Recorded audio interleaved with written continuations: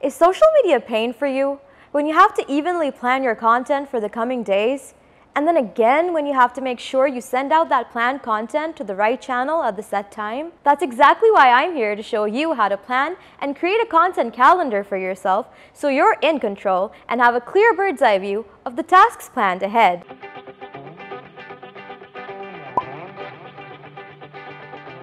So let's start from the very beginning. What exactly is a content calendar? Simply put, it's a calendar that helps organize all your social content by its publishing date. So if you're handling multiple channels, like you have a mix of blog, pins, videos, tweets, Instagram posts, blah, blah, blah, spread out all over the weeks, it's tough. Unless you're someone who has a pot of magic that never lets you run out of ideas and you have an incredible memory, it's likely that you'll forget something here or there trying to keep up with all those tasks. So that's exactly where a content calendar will help you manage all that without making any mistakes or confusion. But before we make a content calendar, we need to plan content to put in that calendar. You can't randomly throw content into your calendar. That's a recipe for disaster. What you need is a full-fledged strategy before you start a campaign. So do your research so you're organized and have goals you aim to achieve. So how do you plan your content for your calendar? Good question. The answer lies in your audience and trends. Your audience is your power source, so their opinion matters, which is why audience persona is so important. When you analyze your audience, you'll be able to determine what kind of content they like to consume and when they're most likely to be active. You can involve them in your planning process by maybe putting up a story asking them to choose between a couple of ideas you've planned, or a post asking them what they'd like to see every so often. Trending posts will always pique your audience's interest, so make sure you follow your competitors and see what kind of content they're uploading. You can also check out other non-related agencies for design inspiration or anything else that could work for your brand, really. You can use previous campaigns to analyze which posts of yours were most popular and what time you uploaded those posts. From those stats, you can note down similar content to recreate for the future. Based on these, prepare a list of topics that you can create content on. Do your keyword research so you know what's being searched on the internet. Then decide what type of content you want to share around those topics.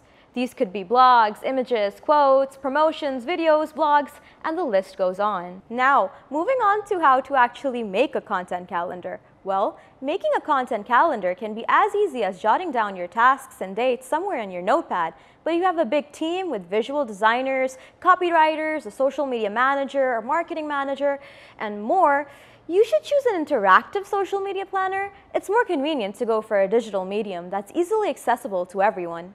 You can view, accept, reject, and edit posts easily. Plus, everything has become so fast-paced these days with the constantly changing trends and updates. Even if you're an individual, you'll need to return to your calendar so you can always add or subtract content depending on its priority. Start off by deciding whether you want to create a weekly or monthly calendar. If you're new to this, I suggest you start off with a weekly calendar and you can move on to a monthly calendar when you get the hang of it. When noting down all your deliverables, be it blogs, videos, stories, newsletters, etc., you can either use Google Sheets to create a basic skeletal framework of your editable calendar or use other tools. Be sure to add the date you want your content to be published on, the topic, title, the social platform you want to upload it to, and any other things you find suitable, such as any variation in ideas or personal feedback, or basically anything you find important to include. When you filled in the calendar with your content, make sure to tweak it according to the platform you're posting to. For example, Twitter has a character limit, while Instagram has media dimension restrictions. Try to create a variety so that your socials don't all look the same, which can be pretty boring for your audience, to be honest.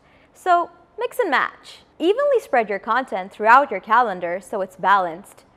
Say, a blog goes out on Monday along with announcements on your socials. Tuesdays and Thursdays could be stories to keep the buzz going, while Wednesday could be the day you upload a video. Keep in mind the recommended posting frequency for socials before you finalize your calendar.